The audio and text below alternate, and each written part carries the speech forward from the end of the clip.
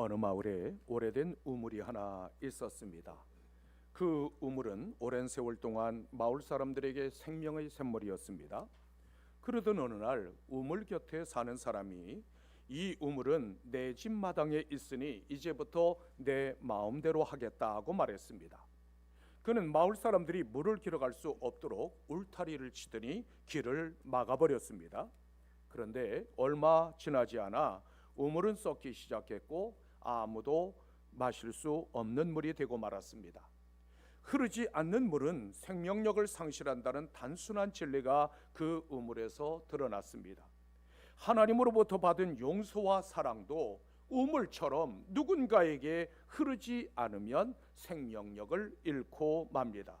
사람은 누구나 관계 속에서 살아가기 때문에 이런저런 상처를 주기도 하고 받기도 합니다. 때로는 누군가의 사소한 말 한마디나 행동에 깊은 상처를 입고 눈물을 삼키기도 합니다. 그런데 내가 준 상처는 쉽게 잊어버리지만 받은 상처는 마음속 깊은 곳에서 화산처럼 들끓어 오릅니다. 그러다가 어떤 계기가 있으면 순식간에 폭발하고 맙니다. 그러나 하나님께서는 용서를 통하여 상처를 치유하고 기쁨을 되찾는 사람들이 되기를 원하십니다.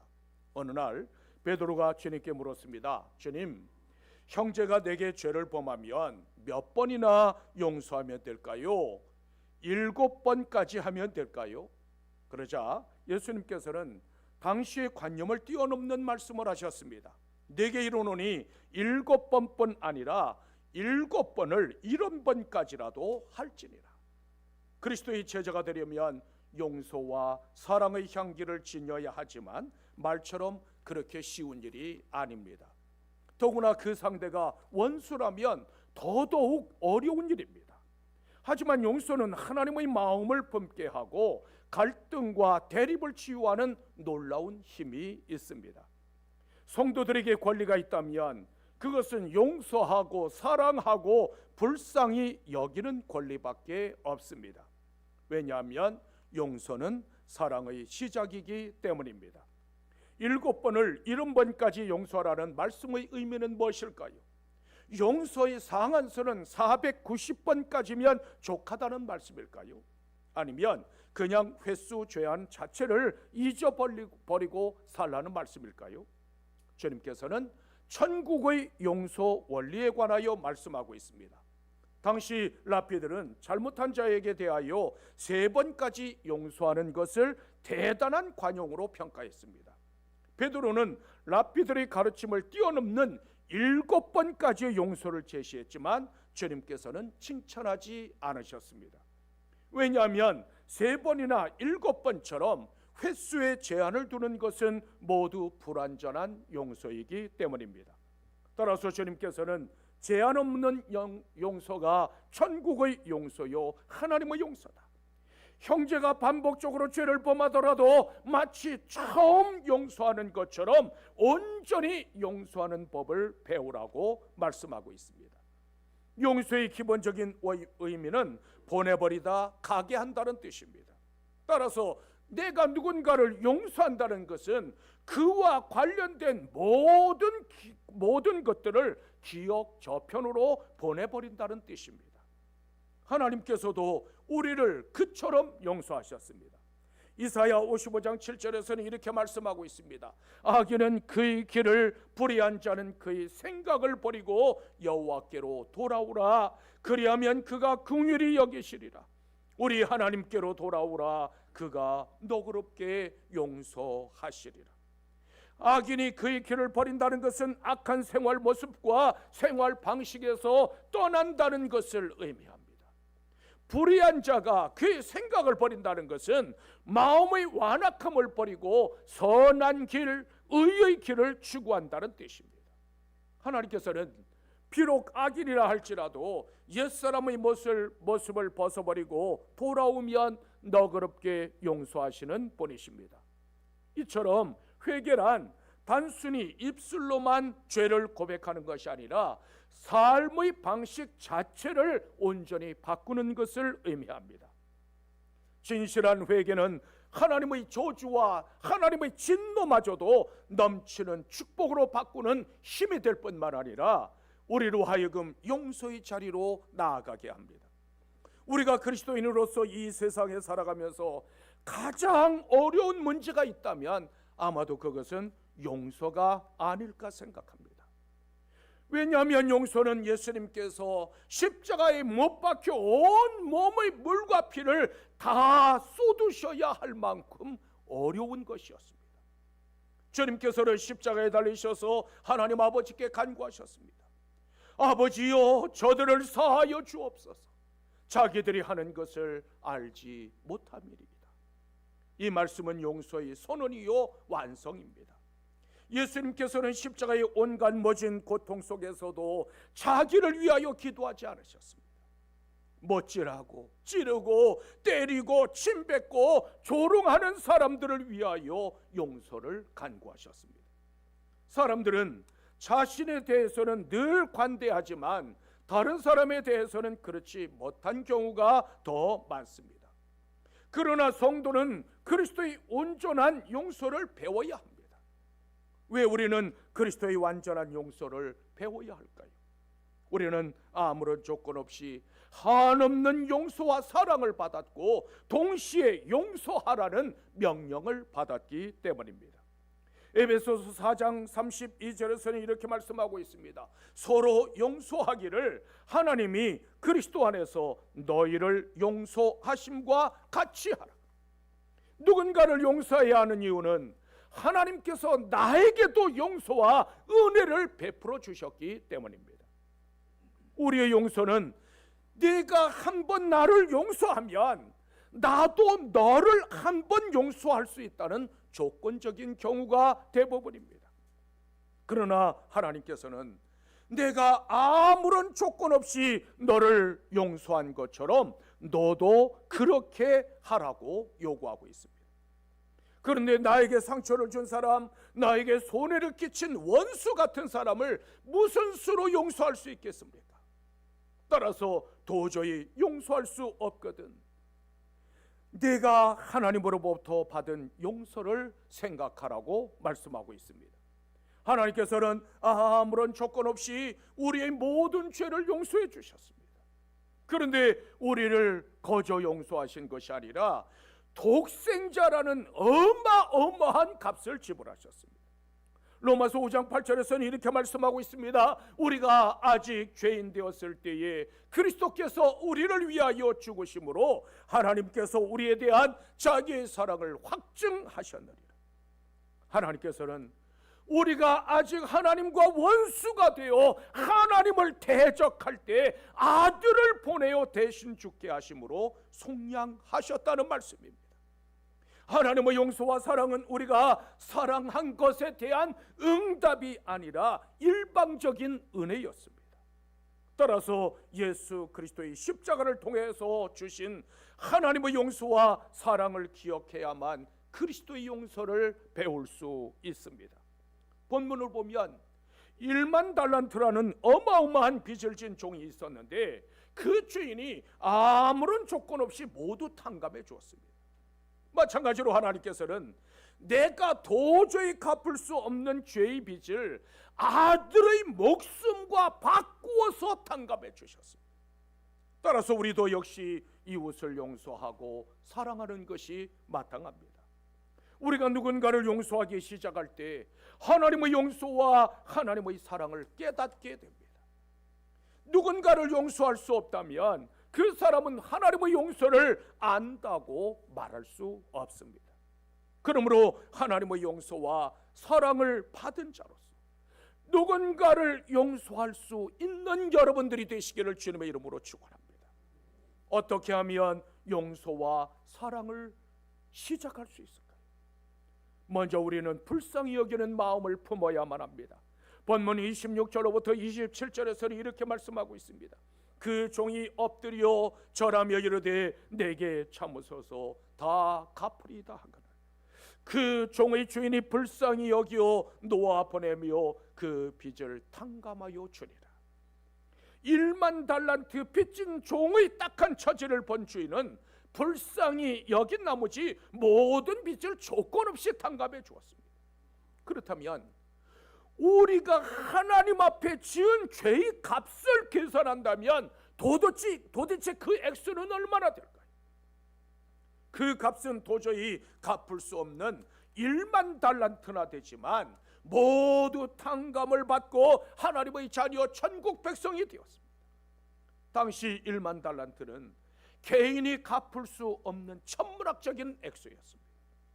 이처럼 엄청난 부채를 안고 살아가는 종의 모습이 바로 하나님 앞에 서 있는 죄인들의 초라한 모습입니다. 죄라는 부채는 너무 크고 너무 무거워서 자신의 힘이나 자신의 공로로는 도저히 갚을 수 없습니다. 로마서 3장 23절로부터 24절에서는 이렇게 말씀하고 있습니다. 모든 사람이 죄를 범하였음에 하나님의 영광에 이르지 못하더니 그리스도 예수 안에 있는 속량으로 말미암아 하나님의 은혜로 값없이 의롭다 하심을 얻은 자 되었느니라. 모든 사람은 하나님의 영광에 반드시 도달해야 할 의미가 있지만 죄로 인하여 하나님의 영광 안에 머무를 수 없게 되고 말았습니다. 그런데 예수 그리스도의 속량으로 말미암아 값없이 구원받았습니다. 우리는 값없이 구원받았지만 하나님께서는 우리의 죄값으로 아들을 십자가에 내어주셨습니다. 이것이 바로 복음입니다. 내 힘과 내 능력으로는 하나님의 영광에 도달할 수 없지만 누구든지 예수 그리스도를 믿고 영접하면 영생을 얻게 되었습니다. 만약 누가 내 자녀를 팔라고 한다면 억만금을 준다 한들 팔 수 있겠습니까? 그런데 하나님께서는 죄인들을 구원하시려고 상상할 수 없는 값을 지불하셨고 우리의 모든 죄를 단번에 없애주셨습니다. 에베소서 2장 4절로부터 5절에서는 이렇게 말씀하고 있습니다. 긍휼이 풍성하신 하나님이 우리를 사랑하신 그 큰 사랑을 인하여 허물로 죽은 우리를 그리스도와 함께 살리셨고 너희는 은혜로 구원을 받은 것이라. 값을 지불하고 산 것이나 노력의 대가로 얻은 것은 선물이 아닙니다. 아무리 많은 돈을 지불해도 구원은 살 수 없으며 아무리 선한 일을 해도 영생을 얻을 수 없습니다. 그런데 예수 그리스도를 믿는 사람들에게 값없이 구원이 주어졌기에 선물입니다. 우리는 반드시 하나님의 심판대 앞에 서야 하는 날이 옵니다.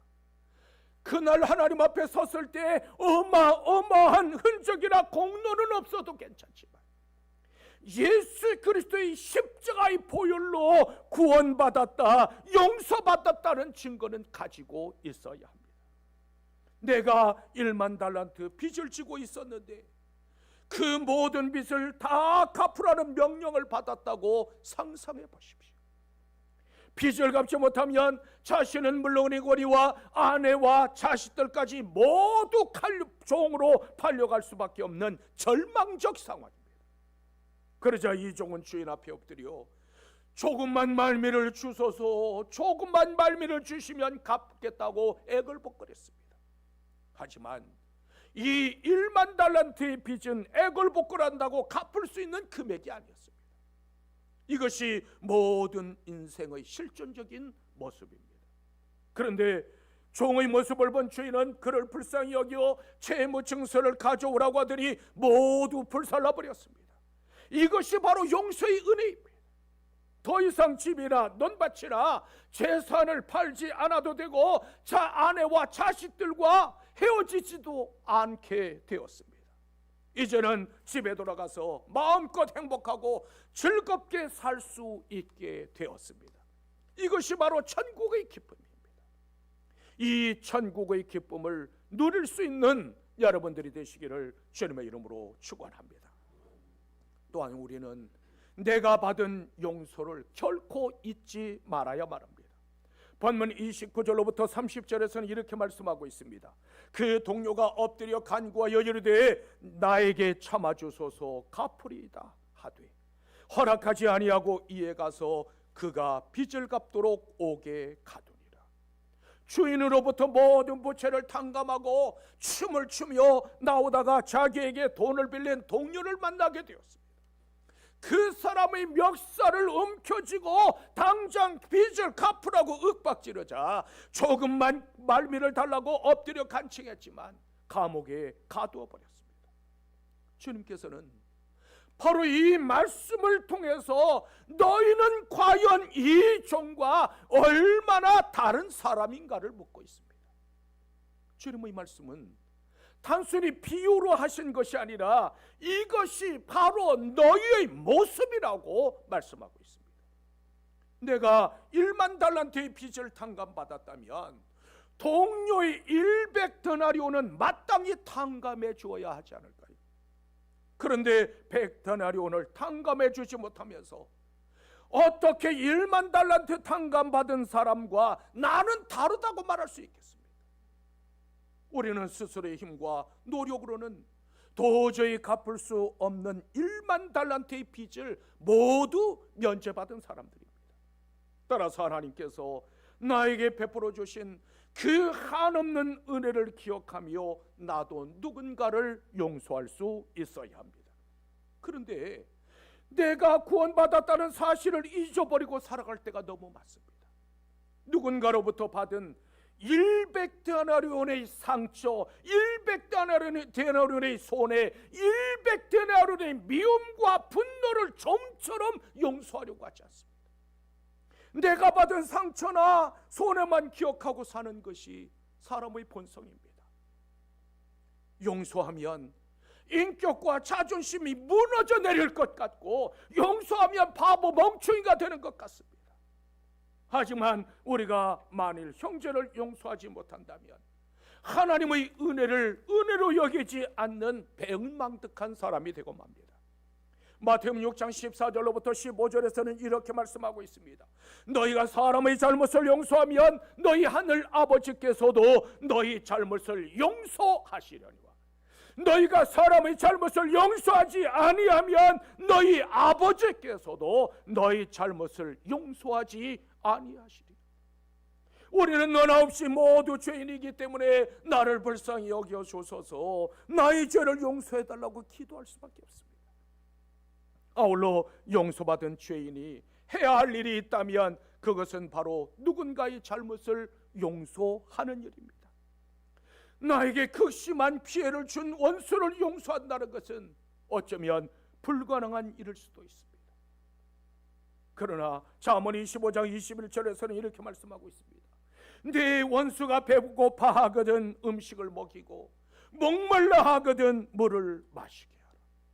원수가 곤경에 처했을 때 그것을 기뻐하지 말고 오히려 사랑으로 돌보아 주라는 말씀입니다. 왜냐하면 그리스도께서 그처럼 용서하고 사랑하셨기 때문입니다. 하나님께서는 소자에게 떠준 냉수 한 그릇도 기억하시고 상을 주시는 분이십니다. 하물며 원수까지도 먹이고 원수까지도 마시게 하는 최고의 사랑을 베푼 자에게야 말해서 못하겠습니까? 교회와 성도들이 세상의 미움과 조롱과 모욕을 이길 수 있는 방법은 같이 미워하고 같이 저주하는 것이 아니라 사랑과 긍휼을 베푸는 것입니다. 용서는 사람의 성품이나 삶의 방식이 아니라 하나님의 성품입니다. 그렇다면 우리는 어떻게 용서해야 할까요? 골로새서 3장 13절에서는 이렇게 말씀하고 있습니다. 피차 용서하되 주께서 너희를 용서하신 것 같이 너희도 그리하라. 용서의 기준은 내가 아니라 하나님이십니다. 주께서 나를 용서하신 것 같이 나도 용서하고 하나님께서 나를 사랑하신 것처럼 나도 사랑해야만 합니다. 내가 누군가를 용서하는 것은 결국 자기 자신을 용서하는 것이나 마찬가지입니다. 나에게 손해 끼친 사람, 나를 화나게 하는 사람, 나로 하여금 저주하게 하는 그 사람을 반드시 이기고 싶으십니까? 그렇다면 용서하십시오. 용서하는 사람이 이기는 사람입니다. 그러므로 용서받은 기쁨과 용서하는 기쁨을 누리며 살아갈 수 있는 여러분들이 되시기를 주님의 이름으로 축원합니다. 또한 우리는 행함으로 내가 그리스도의 제자인 것을 입증해야만 합니다. 본문 35절에서는 이렇게 말씀하고 있습니다. 너희가 각각 마음으로부터 형제를 용서하지 아니하면 너희 하늘 아버지께서도 너희에게 이와 같이 하시리라. 1만 달란트 빚졌던 종이 자기에게 100데나리온 빚진 동료를 잡아가두자 다른 동료들이 그 사실을 주인에게 알렸습니다.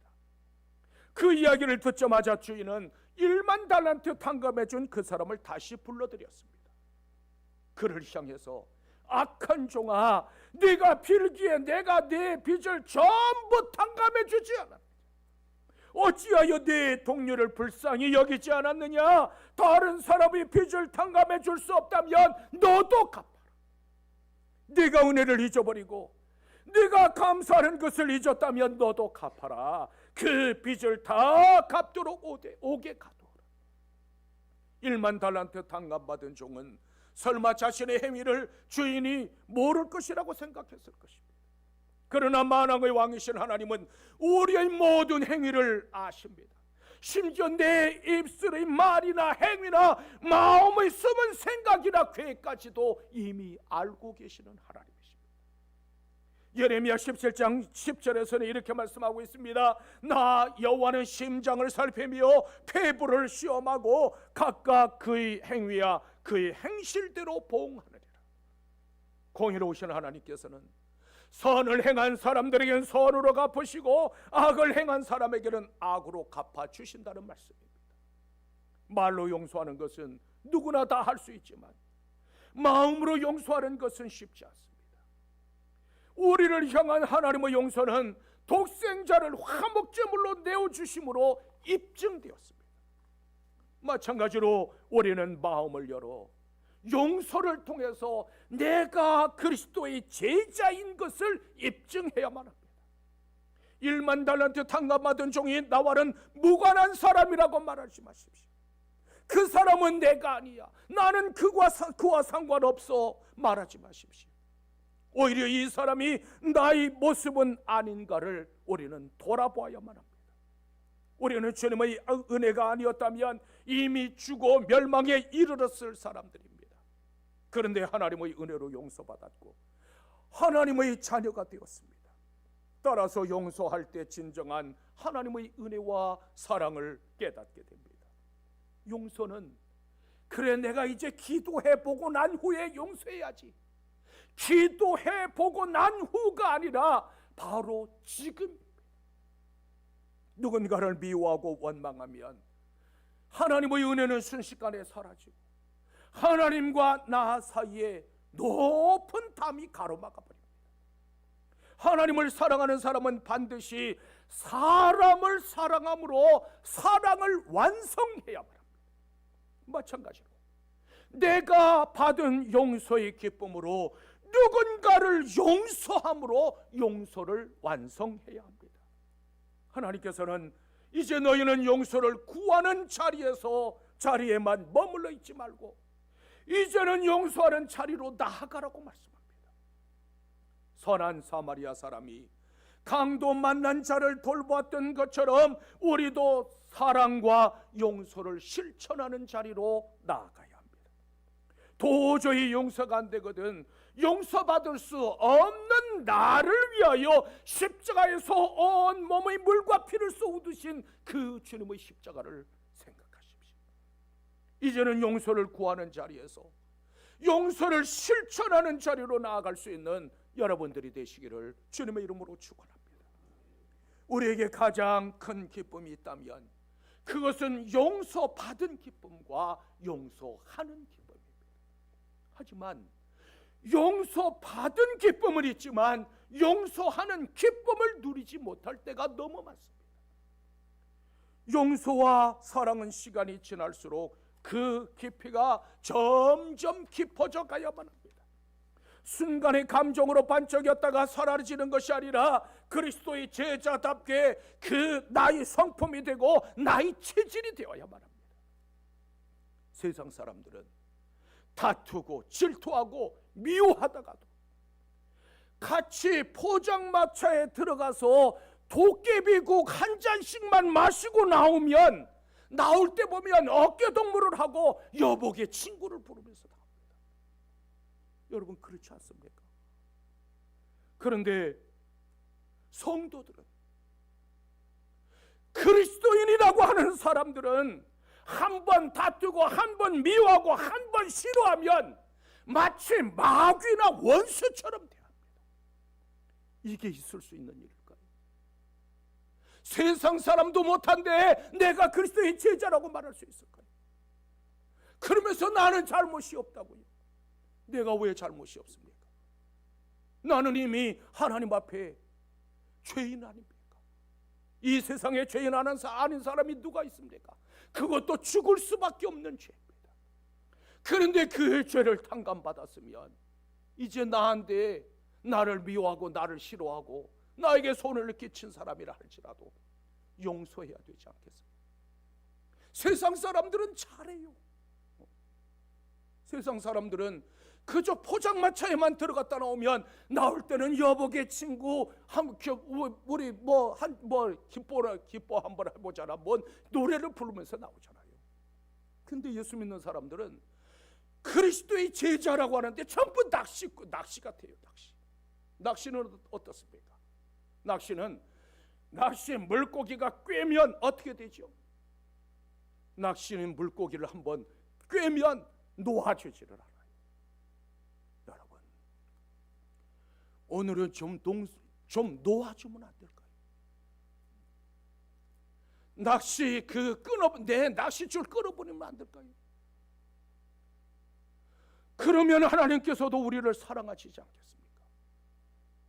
용서가 사랑의 시작이요, 그리스도의 제자가 되는 지름길임을 잊지 마십시오.